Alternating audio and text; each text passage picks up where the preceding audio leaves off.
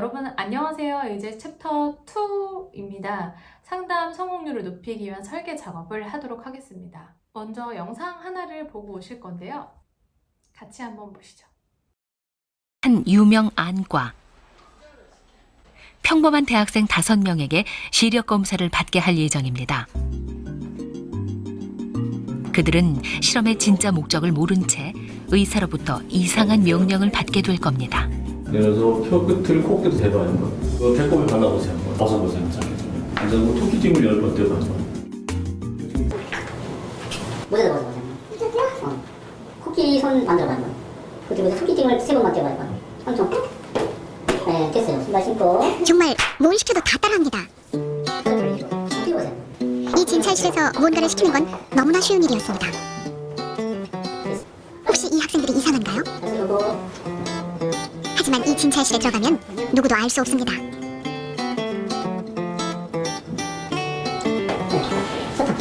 네, 무색.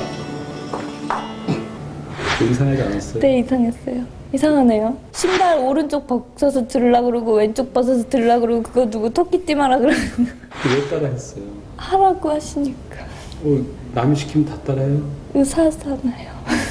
해보라니까 의사 선생님 하라고 하니까 그리고 따라하면 뭔가 있겠지라고 생각 들어가고요. 관찰자와 그 안에 들어갔던 사람은 다 달라요. 나라면 안 그럴 텐데라는 얘기가 가장 무서운 얘기 중에 하나인데요. 사람들은 누구나 거기 들어가면 그렇게 된다라고 합니다. 그렇다면 이 사람들은 왜 말도 안 되는 걸 시켰는데 하고 있을까요? 네, 의사가 주는 바로 권위 때문인데요.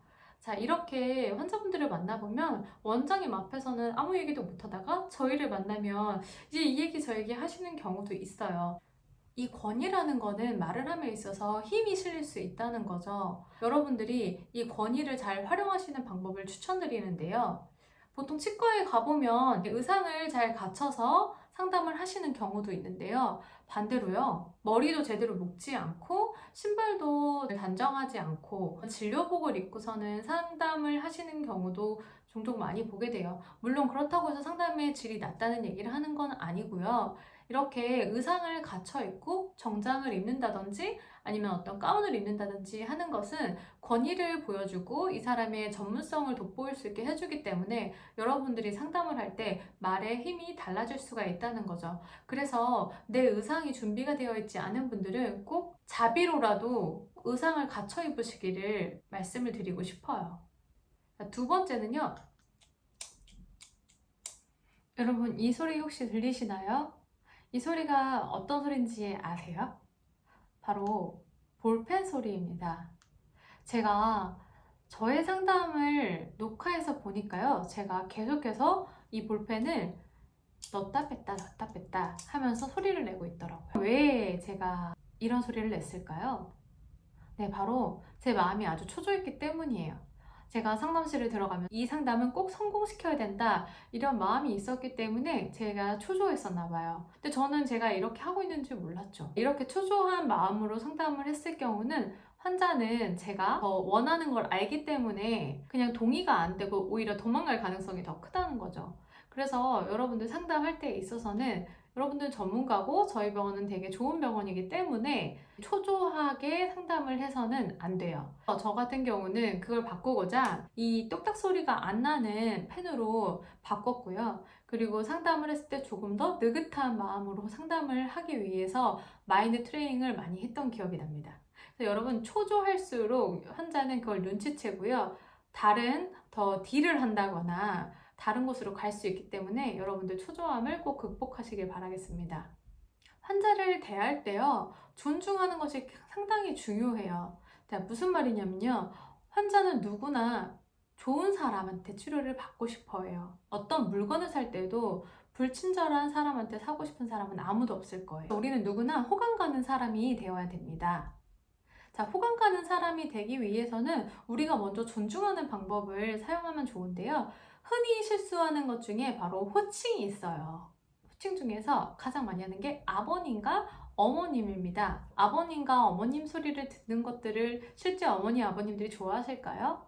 지금 제가 보여드릴 영상은 50대 남자분의 영상인데요. 같이 한번 보시도록 하겠습니다.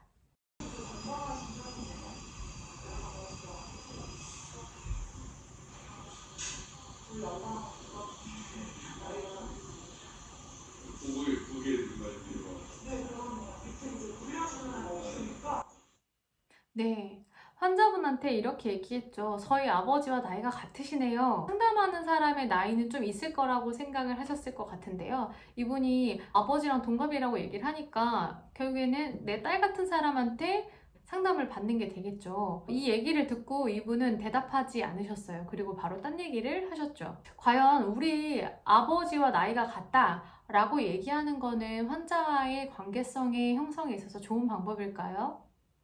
물론 이렇게 연세가 좀 많으신 분들한테는 그게 통할 수도 있어요.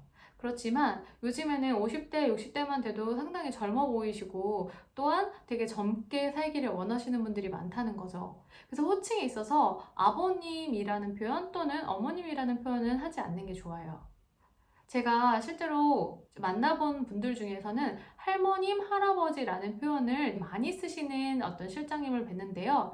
그분 같은 경우에 50대 정도의 여성분이었는데 그분이 결혼을 일찍 하셨나 봐요. 실제로 할머니가 맞으세요. 그리고 손주와 함께 치과에 방문을 하셨습니다. 실장님께서 이분의 수를 받으신 다음에요. 이분을 호명하실 때 성함을 부르신 게 아니라요. 할머님이라고 불렀어요. 근데 이분은 자기를 부르는지 몰랐죠. 그리고 나서 계속해서 부르자 저요? 라고 대답을 하셨고 이쪽 데스크 쪽으로 오셨어요. 그 실장님은 네 맞아요 라고 얘기를 하셨죠. 이분은 할머니 얘기를 듣고 싶었을까요? 사람들이 많이 있는데 할머니라고 했을 때 기분이 어땠을까요? 저라면 이 할머니 소리를 듣기 싫어서라도 이 치과에 계속 내원하지 않을 것 같아요. 여러분 이처럼 우리가 존중하지 않아서가 아니라 그냥 얼떨결에 하고 있는 언어적인 습관이 그 사람한테는 기분이 안 좋게 느껴질 수가 있다는 거죠. 무조건 불친절하다와 친절하다를 떠나서 내가 습관적으로 하고 있는 존중하지 못하는 습관들이 없는지 체크해 볼 필요가 있습니다. 저 같은 경우는 이제 대부분의 환자분들을 선생님이나 그리고 실제로 사장님 같은 경우는 사장님, 대표님이라는 표현을 쓰고 있어요. 요즘에는 구청이라든지 주민센터에 가도 저희한테 모두 선생님이라는 표현을 합니다. 네, 이 선생님이라는 표현은 꼭 누군가를 가르쳐줘서 선생님이 아니라요. 우리가 당신을 존중합니다 라는 표현으로 할 수 있어요. 누구누구 님이라고 하시던지 아니면 선생님, 대표님, 사장님, 사모님 이런 표현을 통해서 존중함을 보여주시는 게 좋습니다. 그렇게 했을 때 환자분도 저희를 전문가로서 존중을 해주시니까요. 저 같은 경우에 했던 실수인데요. 처음에 치과 일에 대한 자신이 붙었을 때 환자분들이 이렇게 이야기하시는 경우가 많았어요. 이거 스케일링 하면 이 다 버린다는데요? 이거 이렇게 하면 안 된다는데? 라고 하면서 친구분들이나 영상에서 보시거나 인터넷에서 얻은 정보를 가지고 정말인 것처럼 저한테 오히려 가르치듯이 얘기하는 경우가 있었어요. 전문가의 입장으로서 그 얘기를 들으면 말도 안 되는 얘기를 왜 진짜처럼 하시지? 라는 생각이 들었어요. 저도 모르게 이렇게 울컥하면서 그건 아니고요. 아버님 말이 안 되는 얘기시고요. 이거는 하면은 좋고요. 안 하시면은 더 안 좋아요. 이런 언행을 했다는 거죠. 환자는 그 얘기를 듣는 순간 그 얘기가 옳고 그름을 떠나서 기분이 상할 수 있다는 거죠. 근데 기분이 상하고 나면 그분이 인정을 했다고 하더라도 제가 이긴 게 아니라 오히려 그분의 기분이 상하기 때문에 제가 지게 된 거죠. 이런 교육을 받으면서 제가 했던 방법은 환자분이 아무리 말이 안 되는 얘기를 하셔도요. 그거 스케일링 하면 이 다 망가진다는데요? 라고 얘기를 하시거나 스케일링을 하고 나면은 평생 계속 더 많이 해야 된다는데요? 그래서 아예 하지 않는 게 낫다는데요? 이런 얘기를 하실 때는 네, 많은 분들이 그렇게 이야기하시기는 하세요. 그렇게 생각하실 수 있는데요. 자, 여기 한번 보여드릴게요. 라고 하면서 설명할 수 있는 방법을 찾는다거나 무관하지 않게 설명을 하는 게 가장 중요한 것 같아요. 우리는 호감이 가는 사람, 나를 도와줄 수 있는 사람의 포지션을 잡는 게 상당히 중요합니다. 네 번째로는 덴탈 IQ에 맞는 상담을 하는 게 좋아요. 했던 원장님, 페이닥터 1년차 원장님이셨는데요. 환자분한테 이렇게 설명을 했어요. 엑스레이, 파노라마를 쫙 띄워두시고요. 여기 어머니 알베올라본 보이시죠? 알베올라본. 여기 다 많이 내려간 상태시고요. 그리고 이 치아 이거는요. 엔도 하셔야 돼요. 엔도. 라고 설명을 했어요. 그때 환자분이 어떻게 대답하셨을까요? 그냥 그 앞에서 신기하게도 네 이러면서 들으시더라고요. 그래서 저는 신기하다, 저거를 어떻게 그냥 대답을 하시지? 라고 생각을 했는데 원장님이 그 자리를 이제 뜨시자마자 저한테 바로 언니 이게 무슨 말이에요? 그 뭐 알베? 그게 뭐고 엔도? 그게 뭐예요? 이렇게 물어봤다는 거죠. 환자는 의사의 권위나 물어보기가 좀 부끄러우니까 그냥 알아들은 척을 했을 뿐이지 이해가 안 갔다는 거예요. 근데 이해가 안 간 상태에서 치료를 진행하면 당연히 문제가 생길 수가 있겠죠. 어떤 이야기를 할 때는 전문 용어를 사용하지 말고 그 환자분이 이해하기 쉽도록 말을 바꿔서 하는 게 중요하겠죠. 상악은 위턱, 그리고 하악은 아래턱, 이렇게 좀 쉽게 풀어서 이야기를 하시는 게 좋을 거예요. 내가 평상시에 하는 습관 중에 좀 어렵게 이야기를 하는 게 있지 않을까? 라는 관심을 가지고 지켜보는 게 중요합니다. 이렇게 어려운 표현을 하는 사례를 한번 들려드리도록 할게요. 보시겠어요? 이렇게 보면요, 여기 코 밑에 부분을 가리면요, 교정적으로 봤을 때 눈이랑 코 이런 데는 너무 괜찮으세요. 프로파일이 좋으시다 그 말이거든요. 지금 뭐 프로파일이 좋으시니까 이만 아니면 그러니까 진단을 받고 안 빼도 되면 안 빼도 발치를 하고 주변에 있는 뼈 상태가 그래도 양호한 편이면은 치아 빼는 날 뺀 부분에 따라 임플란트 식리까지 바로 들어가는 경우가 많기는 하시고 임플란트 식리 바로 이렇게 치아 뿌리를 심는 거. 치아 빠진 부분에 따라. 이게 채수령이 선전하는 그런 거. 네네 그렇죠. 저희 같은 경우에는 오스템 임플란트로 많이들 하시고 계세요. 네, 지금 나온 상담 내용 중에요. 프로파일이라는 단어가 나왔고 임플란트 식립이라는 내용이 나왔습니다. 그런데 환자가 물어봤죠. 식립이 뭐예요? 라고 물어봤어요. 사실 이렇게 물어보는 경우는 많지는 않은데요. 그냥 넘겨짚는 경우가 많죠. 이렇듯이 환자분들이 우리가 생각하는 것만큼 단어를 이해하지 못하는 경우도 상당히 많다라는 거죠. 우리는 지금 일반적인 경우가 아니라 그 의학 용어에 대해서 이야기를 하기 때문에 환자분이 이해하시기 쉽게 임플란트를 심는 거, 이제 인공 치아를 심는 거, 인공 뿌리를 심는 거라는 표현을 해주시던지요. 이 임플란트, 이 인공 뿌리를 심으시는 게요, 얼마나 걸립니다. 프로파일 대신에 환자분 얼굴은 비율이 좋으신 편이거든요 라든지 일반적으로 이야기하는 내용을 풀어서 설명을 해줘야 환자랑 의사소통에 있어서 오해가 생기지 않고 이해가 잘 될 수 있다는 얘기죠. 예를 들어 저는 치과에서 설명을 할 때 저만의 비유법을 정리해 놓기도 했는데요.